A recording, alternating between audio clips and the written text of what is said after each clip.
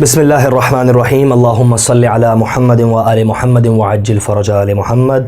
السلام علیکم۔ آج کی میری ویڈیو قرآن مجید کے متعلق ہے کہ قرآن مجید کو کس طرح پڑھا جائے، اس کے حروف کی ادائیگی کس طرح کی جائے۔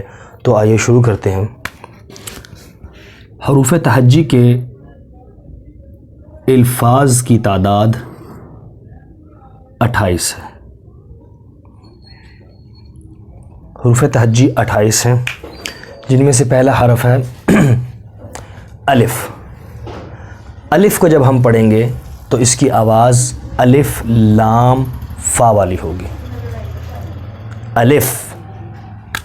دوسرا حرف ہے با۔ با کو جب ہم پڑھیں گے تو با الف با، با کو ایک الف کے برابر لمبا کریں گے، با۔ اور یاد رکھیں آج ہم 7 حروف پڑھیں گے اور آپ ان حروف کی زیادہ سے زیادہ پریکٹس کریں۔ جتنی زیادہ پریکٹس کریں گے، جتنے اچھے طریقے سے کریں گے، اتنے اچھے طریقے سے آپ قرآن مجید کی تلاوت کر سکیں گے، کیونکہ یہ اسباق ہماری بنیاد ہیں۔ اگر بنیاد کمزور ہوگی تو آگے جا کر الفاظ بھی صحیح طرح آپ نہیں پڑھ سکیں گے، ان کی ادائیگی صحیح طرح نہیں کر سکیں گے۔ اسی طرح تا ہے۔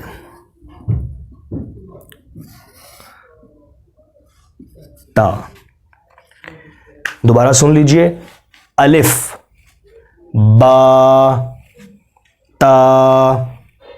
الف کی آواز الف لام اور فا، اس کے آخر میں فا کی آواز آتی ہے الف۔ اس کی آپ نے پریکٹس کرنی ہے، الف۔ با کی آواز، با کو پڑھتے وقت آپ نے با کو اپنے ہونٹوں کو جوڑ کر با کی آواز نکالنی ہے، با۔ تا کی آواز آسان ہے، تا۔ اس کے بعد ہے لفظ سا۔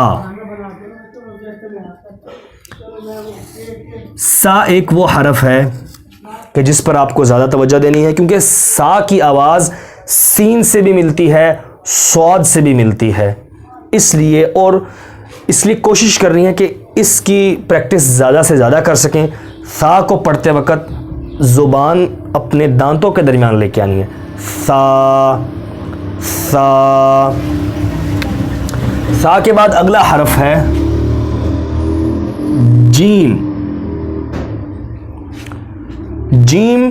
جیم کی آواز سخت آواز ہے، دانتوں کو جوڑ کر ہے، آپ کی داڑیں جڑتی ہیں، جیم جیم، اور اس کی آواز ایسے نکلتی ہے کہ جیم یا اور میم، جیم جیم۔ دوبارہ آئیں، الف با تا سا جیم۔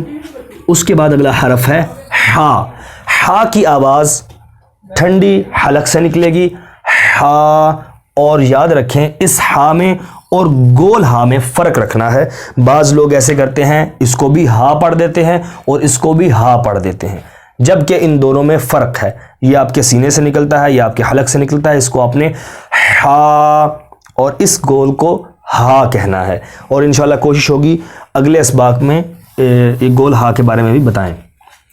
تو یہاں پر ہا ایک الف کے برابر لمبا کریں گے، ہا۔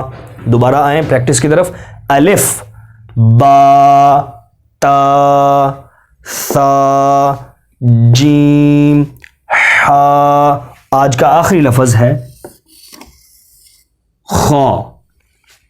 خا منہ کے اوپر والے حصے سے ایک آواز نکلتی ہے، اسے ہم پڑھیں گے خا، اس طرح ادا کریں گے، ایک الف کے برابر ہم نے لمبا کرنا ہے، خا خا۔ آج کے سبق میں میرے مطابق جو مجھے لگا ہے وہ سب سے جو امپورٹنٹ اور مشکل الفاظ ہیں جن کی آواز کے لیے ہمیں آپ کو پریکٹس کرنی پڑے گی، وہ ہے سا۔ سا کے لیے آپ کو اس کی زیادہ پریکٹس کرنی پڑے گی، اور دوسرے نمبر پر ہا۔ ہا بھی اس کی زیادہ پریکٹس ہے، خا کی بھی زیادہ پریکٹس ہے، اور جیم کی تھوڑی آسانی ہے۔ بہرحال سا، ہا اور خا، ان کی آوازوں کو اچھے طریقے سے نکالنا سیکھیں اور تکلف نہ ہو اس میں۔